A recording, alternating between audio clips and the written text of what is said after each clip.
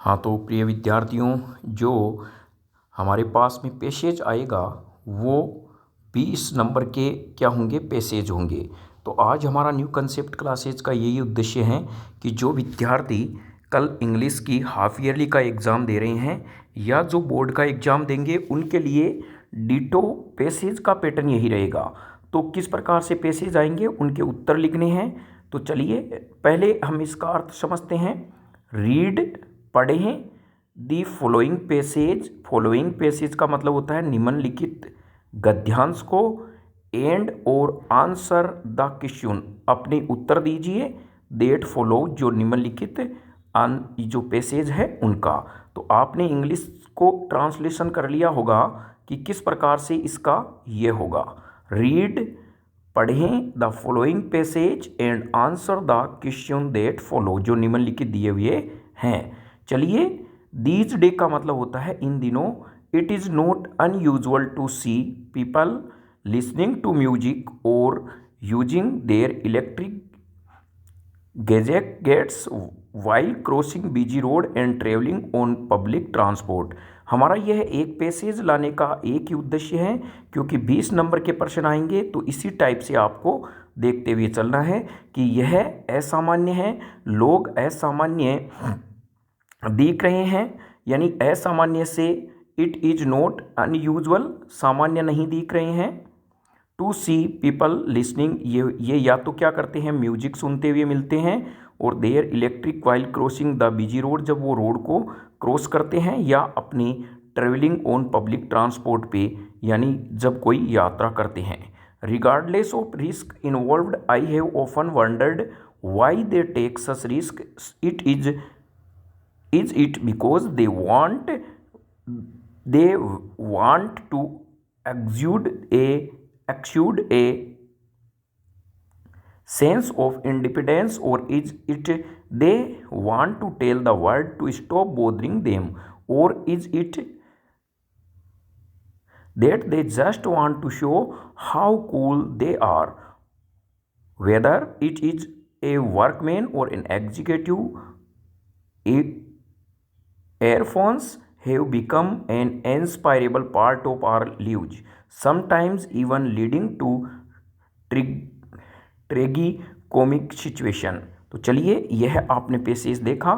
तो प्यारे बच्चों, यहाँ पैसेज यहाँ देने का यही मतलब है कि ये 5 नंबर का पैसेज है, 4 इस प्रकार के पैसेज आएंगे। तो पहले प्रश्न में आपको क्या करना है, आंसर फाइंड आउट करना है, what is not unusual to see this day.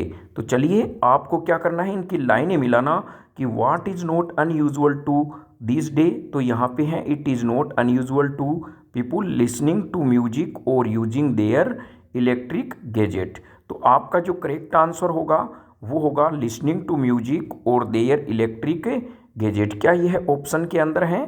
तो चलिए देखते हैं। लिसनिंग टू म्यूजिक है और यूजिंग इलेक्ट्रॉनिक जो हैं गेट्स ये दिए हुए हैं, तो बोथ हो जाएगा सी में। तो चलिए, कल हो सकता है कल के पेपर में आपके सी में एंड ए बी बोथ आए, तो आप उसको लगभग 80% करेक्ट मानते हुए चलना। नेक्स्ट हमारे पास में जो पैसेज में प्रश्न है, people are regardless of risk involved, तो इसमें क्या आएगा, तो हम यहाँ पे जब प्रश्न का आंसर ढूंढेंगे तो रिगार्डलेस जो शब्द हैं वो हमें ढूंढना होगा और रिस्क भी ढूंढना होगा, 2 शब्द हमें ढूंढने हैं।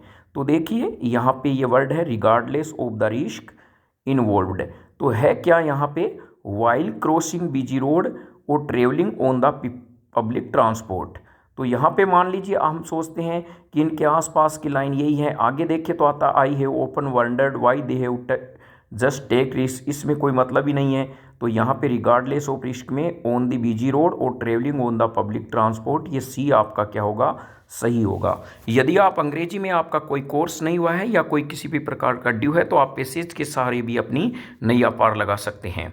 फिर है why do the people take risk, people जो होते हैं वो टेक रिस्क क्यों लेते हैं पीपुल, तो यहाँ पे हम देखते हैं बिकॉज, देखिए ये रहा, take such risk, it is they want to exude a sense of independence. यहाँ पे यह हमारा क्या हो जाएगा, वर्ड हो जाएगा, और इज इट यहाँ पे यह हम कह सकते हैं। तो चलिए नेक्स्ट प्रश्न में what lead to tragicomic situation, tragicomic situation क्या है उसके बारे में हम आगे इसमें देखते हैं प्रश्न। तो यहाँ पे हम कह सकते हैं ट्रिग्नोमिक सिचुएशन है whatever it is a workman और an executive earphones have become an indispensable part of our life sometimes even leading to tragicomic situation. तो आप यहाँ पे इसका आंसर ये लगा सकते हैं। फिर है एक आप ध्यान रखना जो आपका 5 नंबर का यानी इसका मतलब है 6 चौके 24 नंबर का आपके पैसेज आएंगे। तो सबसे बड़ा पार्ट पैसेज का है, इसलिए न्यू कंसेप्ट क्लासेज आपके सामने ये पैसेज लेके आया है। तो यहाँ पे यह आप ध्यान रखना 5वां नंबर चाहिए आपके प्रश्न समझ में आए या नहीं आए वो आपको समानार्थी शब्द पूछेगा। 6वें प्रश्न में आपको क्या देगा, ऑब्जेक्ट देगा, विलोम शब्द देगा। यह आपको ध्यान रखना है। 6वां जो प्रश्न आता है पूछ क्या रहा है, ऑब्जेक्ट विलोम होगा। 5वां उसका क्या होगा, समानार्थी, जैसे हम पर्यायवाचक शब्द कहते हैं। तो यहाँ पे प्रश्न है write the similar word of flowing the passage. इसका मतलब सिमिलर वर्ड का मतलब है समानार्थी शब्द बताइए। राइट लिखें the similar word of the flowing, जो नीचे दिया गया है उसका समानार्थी फ्रॉम द पैसेज। यानी आपको यही ध्यान रखना है 5वें नंबर में जो आपको मीनिंग आती है उसका पर्यायवाचक आपको ढूंढना है। सरप्राइज का मतलब देखते हैं चलिए क्या होता है। तो यहाँ पे सरप्राइज का जो होता है वो वंडर्ड होता है। तो यहाँ पे हम आंसर में क्या लिख सकते हैं, the similar word of the surprised is wondered. चलिए नेक्स्ट, अब आपको मैंने पहले कहा ये जो 6ठा प्रश्न आएगा आपका क्या आएगा, विलोम शब्द होगा। तो ध्यान रखें 5वां आपको पर्यायवाचक देगा, 6ठा विलोम देगा। Right opposite word of the flowing, opposite word of the flowing from the passage. इसका विपरीत शब्द लिखिए हॉट का। तो यदि हॉट है, हॉट का क्या होता है, गर्म, और गर्म का हम विपरीत शब्द क्या बताएंगे, कूल बताएंगे यानी ठंडा। तो यहाँ पे यह हमारा ऑप्शन होगा। तो प्यारे बच्चों, कल अर्धवार्षिक के हाफ ईयरली के एग्जाम में इंग्लिश के पेपर में घबराइए मत।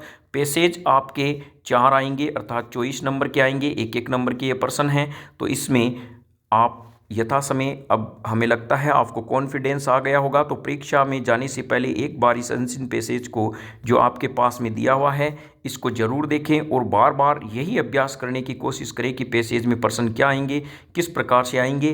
तो यह जो ऊपर लाइन दी हुई है इसका मतलब यही है कि पैसेज को पढ़ें और उसका आंसर लिखें। और 5वें नंबर में आपको पर्यायवाचक पूछा जाएगा, 6ठे में विलोम शब्द पूछा जाएगा, पहले और दूसरे प्रश्न में ऑब्जेक्टिव होंगे और तीसरे व चौथे नंबर में एक एक नंबर के प्रश्न होंगे जो इनको मिलाते हुए आपको लिखना है यदि आपको ट्रांसलेशन नहीं आता है तो। इसी के साथ जय हिंद, वंदे मातरम।